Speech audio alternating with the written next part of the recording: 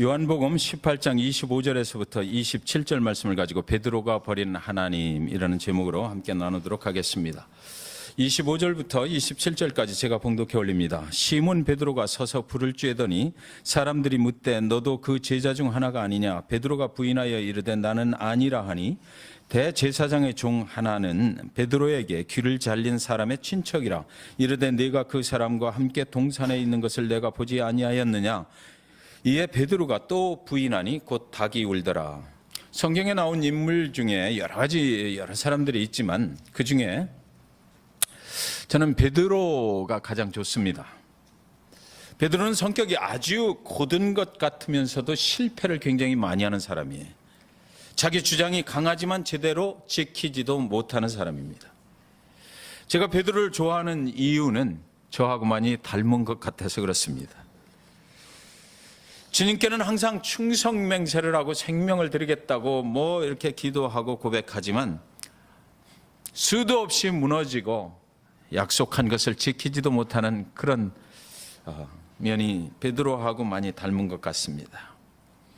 주는 그리스도시요 살아계신 하나님의 아들이시니이다 라는 유명한 믿음의 고백을 남겼던 그 베드로.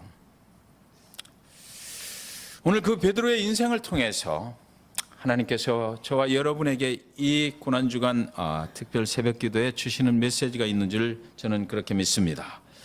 그 믿음, 주는 그리스도시요 살아계신 하나님의 아들이시니이다라는 그 믿음은 과연 어디로부터 온 것일까? 마태복음 16장 22절 23절 말합니다. 베드로가 예수를 붙들고 항변하여 이르되 주여 그리 마옵소서 이 일이 결코 주께 미치지 아니하리이다. 예수께서 돌이키시며 베드로에게 이르시되 사단아 내 뒤로 물러가라. 너는 나를 넘어지게 하는 자로다. 네가 하나님의 일을 생각하지 아니하고 도리어 사람의 일을 생각하는도다. 여러분, 이 믿음의 고백을 한 후에 베드로의 인생에 일어나는 일이 바로 이겁니다. 주님 앞에 주는 살아계신 하나님의 아들이시다, 그리스도이시다라고 분명하게 고백을 했는데도 그 다음에 베드로의 인생 앞에 주님과의 관계 속에서 문제가 생겨서 베드로가 예수를 붙들고 항변했다, 따지고 들었다라는 거죠. 주여 그리 마옵소서 이 일이 결코 주께 미치지 아니하리이다. 예수께서 돌이키시면서 베드로에게 이르시되 사단아 라고 말해요. 내 뒤로 물러가라. 사단의 고백이 그랬다는 거 아닙니까? 네. 저와 여러분이 믿음 생활을 해나가면서 언제나 사단과 함께 동행한다. 하나님과 동행하지만 사단도 함께 우리와 동행한다는 것을 우리는 알아야만 됩니다. 베드로가 주님께 항변하며 따지는 것이죠. 무언 헛소리를 지금 하시는 것입니까? 절대로 그런 일은 있을 수 없습니다. 있어서는 안 됩니다. 내가 주님을 어떻게 따라왔는데, 내가 주님을 따르는 내 목적이 있었는데 왜 지금 와서 혼자 죽음의 길을 가겠다고 하십니까? 마태복음 16장 21절 다음에 이 소리가 나오는 거거든요. 이때로부터 예수 그리스도께서 자기가 예루살렘에 올라가 장로들과 대제사장들과 서기관들에게 많은 고난을 받고 죽임을 당하고 제3일에 살아나야 할 것을 제자들에게 비로소 나타내시니. 자, 여기 잘 보시면 예수 그리스도께서 자기가 이제 죽음의 길을 가야 되겠다라고 그렇게 말씀하신 후에 항변이 시작되는 거예요. 절대 그럴 수 없습니다. 내가 당신을 어떻게 쫓아왔는데 여기까지 올 때 내가 모든 것을 다 버리고 희생하고 수고하고 충성하면서 왔는데 지금 와서 당신 혼자 쏙 빠져나가 버리겠다는 것 아닙니까? 라고 하는 것입니다. 서기관들에게 많은 고난을 받고 죽임을 당하고까지만 베드로는 생각을 했던 거죠. 사람이 사람을 따라간다고 생각했을 때는 그 사람이 죽어버리면 끝이잖아요. 사람이 하나님을 따라간다고 했을 때는 그 다음에 나오는 제3일에 다시 살아나야 할 것까지를 인정을 했어야 되는데 베드로의 믿음은 아직 거기까지 가지 못했다는 것입니다. 예수 그리스도가 죽으시고 다시 살아나실 것은 믿지 못했다. 죽는 것까지만 믿을 믿을 수밖에 없는 그런 상황에서 주님께 대들 수밖에 없었다라는 것이죠. 저와 여러분의 믿음이, 예수 그리스도를 믿는 그 믿음이 사람을 따라가는 믿음이면 여기까지밖에 믿을 수 없어요. 예수 그리스도는 죽는다, 교회는 분명히 죽는다, 하나님의 백성들은 분명히 실패할 것이다, 좌절하고 낭망할 것이다, 지금은 잘 되는 것 같으나 언젠가는 문을 닫게 될 것이다라는 그 사단이 주는 마음을 하나님이신 것을 믿지 못하면 그렇게 될 수밖에 없다. 부활신앙이 그래서 중요한 것이다. 모든 제자들이 전부 다 예수 그리스도가 부활하셔서 다시 그들을 찾아오셔서 내가 살아난 것을 너희에게 보여주리라 하기 전까지는 이런 믿음이었다라는 것이죠. 그러니까 부활하신 예수를 만난 후에야 저분이 정말 하나님이구나, 저분이 정말 그리스도시요 살아계신 하나님의 아들이시구나를 그때야말로 그분을 직접 보고 눈으로 본 후고 만져본 후에야 그들이 변화를 받게 됐다라고 성경은 말하는 것입니다. 바로 조금 전까지는 영광스러운 승리의 대열에 서주겠다고 약속하신 그 주님, 이제 죽어버리면 그 영광스러운 승리는 다 물거품이 되어버리고 말 것이다라는 거죠. 예수님이 베드로를 닮았는가 호언장담을 해놓고 자기는 죽어도 주님을 따르겠습니다라고 호언장담을 해놓고 지금 사단의 생각을 가지고 주님 앞에 항변을 하고 있는 것입니다. 당신만 빠져나가 버리면 그동안 내가 투자한 것은 다 어떻게 된단 말이냐라는 거죠. 그런 일이 우리 사이에 일어나서는 절대로 안 됩니다. 주님, 당신이 꼭 살아 있어서 내가 당신을 위해서 투자했던 것을 보상을 하셔야만 됩니다라는 거예요. 베드로에게 사단아 내 뒤로 물러가라. 너는 나를 넘어지게 하는 자로다. 네가 하나님의 일을 생각하지 아니하고 도리어 사람의 일을 생각하는도다. 하나님을 섬기는데 하나님의 마음으로 하나님으로부터 온 것으로 섬기는 사람이 있고, 사람의 생각으로 사람으로부터 온 생각으로 사단으로부터 온 생각으로 하나님을 섬기려 하는 자도 있다라고 성경은 말하고 있는 것이죠. 베드로의 믿음은 사람의 생각으로부터 온 것이에요. 사단이 그를 조종하고 있었습니다. 야, 정말 만약에 여러분이 하나님의 일을 열심히 하고 충성스럽게 하고 헌신하고 있을 때 주님께서 저와 여러분에게 사단아 물러가라라고 말씀하신다면 마음이 어떻겠습니까? 어느 날 여러분이 새벽기도 제단에 나와서 주님 앞에 엎드려서 무릎 꿇고 기도하는데 사단아 물러가라라고 주님의 음성이 여러분에게 들려오면 그 마음이 어떻겠느냐고요. 나름대로 열심히 믿음 생활하고 있는데 그 마음의 상처가 얼마나 크게 일어나겠습니까? 그런데 예수님은 여기서 분명히 베드로에게 알려주고자 하는 것이 있었어요. 고난을 당하고 죽임을 당하고 제3일 만에 다시 살아나야 할 것, 그것을 내가 기억해야 된다는 거죠. 그 부활이 있다는 것을 기억해야 된다. 내 믿음의 끝은 그 부활로 인해서 다시 살아나야 한다는 것이에요. 베드로는 지금 고난을 당하고 죽임을 당하시는 주님만을 받아들인 것입니다. 거기 죽어버리실 예수, 내가 따라간 예수가 결국 죽고 끝나버리면 나는 뭐야? 라는 그것밖에는 받아들이지 못했던 것이에요. 죽음은 모든 것의 끝인 것을 베드로는 알고 있었기에 그렇게 항변할 수밖에 없었습니다. 그리고 예수님이 둘러선 모든 제자들을 보시면서 16장 24절 25절 그때 이렇게 말씀하셔요. 이에 예수께서 제자들에게 이르시되 누구든지 나를 따라오려거든 자기를 부인하고 자기 십자가를 지고 나를 따를 것이니라. 누구든지 제 목숨을 구원하려 하면 잃을 것이요 누구든지 나를 위하여 제 목숨을 잃으면 찾으리라. 잃으면 찾으리라. 부활의 신앙을 가져야 된다는 거죠. 우리가 신앙생활할 때 내가 지금 힘들고 어렵지만 그러나 이것을 극복할 수 있는 것은 다시 살아나신 예수 그리스도 그분을 믿는 믿음이 있어야 이것이 극복된다라고 말씀하신 것입니다. 베드로가 이 말을 그때 이해했을까요? 그때는 이해하지 못했을 것입니다. 그래서 베드로는 마태복음 19장 27절에서 또 이렇게 말해요. 이에 베드로가 대답하여 이르되 보소서 우리가 모든 것을 버리고 주를 따라 싸운데 그런즉 우리가 무엇을 얻으리까? 왜 우리가라고 했는지 모르겠는데 저만 그렇게 생각하면 되지 다 싸잡아서 똑같은 사람이다라고. 예. 나는 주님께 투자를 했는데 라고 말하면 됐을 텐데 우리 모두가 이렇게 투자를 했다라고. 그렇지 않은 사람들도 분명히 있었을 텐데 우리가 모든 것을 버리고 주를 따라 싸운데 그런즉 우리가 무엇을 얻으리까? 이것은 믿음이 아니지요. 내가 내놔라는 거 아니에요? 내가 그동안 헌금 드리고 내가 그동안 교회 생활 열심히 했고 내가 시간 드렸고 내가 물질을 드리고 내가 충성하고 헌신하고 그렇게 했는데 당신이 죽어버리면 나는 뭐야, 내 거 지금 죽기 전에 내놔야 될 거 아니야 라는 거예요. 죽으면 끝인데. 베드로를 그동안 예수님을 열심히 따라갔던 그 베드로의 믿음이 바닥을 치는 순간이거든요. 그동안 주님께 헌신하고 충성하며 숨겨져 왔던 예수를 따른 그의 동기가 아주 밑바닥을 치고 있는 현장을 여기 19장 27절에 기록을 해놓은 거예요. 우리도 그럴 때 있지 않아요? 우리도 보상받고 싶을 때 있잖아요.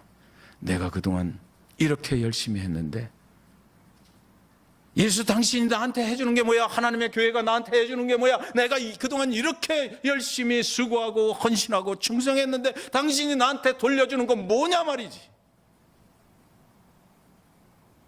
그리고 예수님이 잡혀서 대제사장의 집으로 끌려 들어가십니다.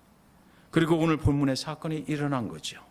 대제사장의 뜰에서 잡혀가시는 예수님을 아닌 척하면서도 바라보고 있었던 그 베드로. 그런데 여기 질문이 하나 생겨요. 다른 제자들은 그때 없었는데 왜 그는 거기까지 따라갔을까? 다른 제자들은 다 자기 갈 길로 간 것 같은데 왜 베드로는 유독 그 대제사장의 뜰 앞으로까지 예수를 따라가서 그를 쳐다보고 있었을까라는 거죠. 베드로의 자의에 의해서 거기까지 따라가게 됐을까? 이렇게 믿음의 밑바닥을 치고 있는 당신이 죽으면 나는 아무것도 아니잖아라고 소리를 쳤던 그 베드로가 거기까지 따라갔을까? 우리는 정확하게 알 수는 없지만 베드로는 대제사장의 뜰에까지 잡혀가시는 예수님을 거기까지는 따라갔던 것은 분명해요. 저는 이 생각을 하다가 베드로가 주님을 엄청 사랑하기는 했구나라는 생각이 들더라고요. 다른 제자들이 다 따라갈 수 없는 길을 베드로는 끝까지 따라가려 했던 그 마음의 생각이 한편 가련해 보이기도 했어요. 내 거 다 어디로 간 거야? 내가 투자한 거 다 어떻게 된 거야? 내가 보상받지도 못하고 당신이 죽어버리면 나는 어떻게 되는 거야? 라고 생각은 했지만, 그런 믿음을 가지긴 했지만, 그렇게 형편없는 믿음의 소유자였지만, 그럼에도 불구하고 저 예수가 어떻게 하면 다시 살아나나, 저 예수가 다시 끌려가지 않고 다시 돌아올 수 있는 길은 없을까라는 그 마음 때문에 거기까지 따라가지 않았을까? 제발 좀 옛날로 다시 돌아갈 수 없을까? 다시 풀려나올 수는 없을까? 그러나 그날 밤에 그가 할 수 있는 일은 아무것도 없었습니다. 만약에 주님께서, 하나님께서 그를, 베드로를 거기까지 따라오게 하신 분이 하나님이시라면 그날 보여주고 싶은 것이 있어서 거기까지 오게 하셨어요. 네가 할 수 있는 일은 아무것도 없다. 주님은 인간이 할 수 있는 영역을 넘어서 홀로 가셔야 할 길을 가셔야만 했기 때문이에요. 사랑하는 여러분, 베드로는 닭이 울기 전에 네가 나를 3번 부인하리라는 그 주님의 말씀대로 되어버렸어요. 그곳에서 나는 주님과는 아무 관계가 없습니다. 나는 주님을 전혀 모르는 사람입니다. 나는 세상에 태어나서 저 예수를 만난 적이 한 번도 없습니다라고, 거기에 너를 감람산에서 보았다라고 하는, 네가 말고에 귀를 칠 때 내가 보았다라고 하는 사람이 분명히 말을 했는데도 또 부인을 하니까 그때 닭이 울더라. 성경은 이렇게 돼 있어요. 사랑하는 여러분, 이런 경험이 저와 여러분에게도 있지 않습니까? 매일같이 주님을 따르겠다고 고백하지만, 그러나 언젠가 보면 주님은 나의 충성맹세와는 전혀 관계없이 주님이 가실 길을 꾸준히 가고 계신 그 모습을 우리는 매일 경험하지 않느냐고요. 내가 쓰러지거나 절망하거나 믿음 생활하면서 주님한테 내가 보상받지 못해서 애통해하거나 그분을 원망하거나 불평하거나 그런 거와는 관계없이 가만히 보니까 주님은 주님의 가실 길을 꾸준히 가고, 하나님의 교회는 하나님의 교회로 계속해서 그 사역을 감당하고, 내 믿음의 고백 위에 하나님의 교회를 세우시고 나의 충성된 헌신을 통하여 하나님의 교회가 세워져 나간다고 생각하고 있을 때, 내가 충성하고 헌신하는 것으로 이 교회가 하나님의 교회가 세워져 나간다고 생각하고 있을 때, 뜻하지 않은 여러 가지 사건들로 인해서 우리는 성도들과의 관계 속에 또 다른 어떤 일로 인해서 상처를 받게 되었을 때, 그래서 하나님을 원망하고 불평하고 이거 도저히 못해 먹겠다고 하나님 아버지 앞에 울부짖고 있을 때, 하나님은 묵묵히 침묵하시면서 하나님의 교회 지켜나가시는 그 하나님을 저는 수도 없이 경험을 했습니다. 베드로가 왜 거기까지 따라갔을까? 주님께서 그 마음을 그곳으로 유혹하셨기 때문이죠. 주님께서 베드로에게 보여주고 싶은 그런 장면이 있고 베드로에게 하실 말씀이 있으셨기에 베드로에게 따라오라고는 하시지 않으셨지만 영적으로 베드로를 그곳으로 인도하셨을 것이라는 생각이 드는 거예요. 오늘 말씀에 이끌려서 저도 베드로가 따라갔던 그 대제사장의 뜰로 가봤습니다. 주님께서 끌려 들어가시면서 뒷모습으로 말씀하시는 거죠. 나는 내 길을 그냥 간다. 그 모습을 바라보며 주님을 위해서 일하겠다고, 내 생명까지도 드리겠다고 때때로 뻥뻥대면서 오늘까지 살아온 한 인생의 안타까운 모습이 바로 내 모습이구나라는 생각이 드는 거예요. 하나님께 충성하겠다고 믿음의 고백을 남발하면서 살고 있던 어느 날 주님은 네가 하는 게 아니야, 그렇게 말씀하시면서 이 고난의 그 현장을 향해서 가고 계시는 그 모습을 바라보며 나는 아무것도 할 수 없음을 알게 되는 순간, 그 순간마저도 육신의 추위를 피해보겠다고 불가로 달려가 서서 저 주님은 나하고는 전혀 관계가 없는 사람이야 라고 부인할 수밖에 없는 이 연약한 한 인간의 초라한 모습을 거기서 발견을 하게 되었습니다. 주님을 사랑해서 주님을 위해서 모든 것을 다 하고 싶은 마음은 있는데, 그러나 정작 고난을 당하시는 주님 앞에서는 내가 할 일이 아무것도 없음을 처절하게 깨닫게 되는 그런 베드로의 모습을 보면서 오히려 저는 그 베드로를 위로하고 싶은 마음이 생겼어요. 왜 그러냐면 베드로의 모습이 바로 저의 모습이라는 것을 깨닫게 되었기 때문입니다. 제 자신도 그 자리에서 누군가로부터 위로를 받고 싶더라고요. 벤 프라이스의 슬픔의 길이라는 그런 시가 있습니다. 겟세마네에서 기도하신 것도 우리 구주 홀로이셨고, 나를 위해 고통의 쓴 잔을 마신 것도 우리 구주 홀로이셨네. 홀로 십자가에 달리사 죄인들을 구원하셨고, 홀로 하나님과 사람에게 버림을 당하사 우리에게 생명을 주셨네.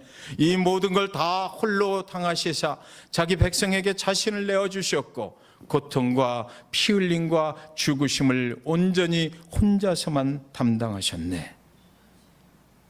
고난주간 특별 새벽 기도를 준비하면서 인간에게 버림당하신 주님이라는 그런 주제를 가지고 은혜를 나누기를 원했었습니다.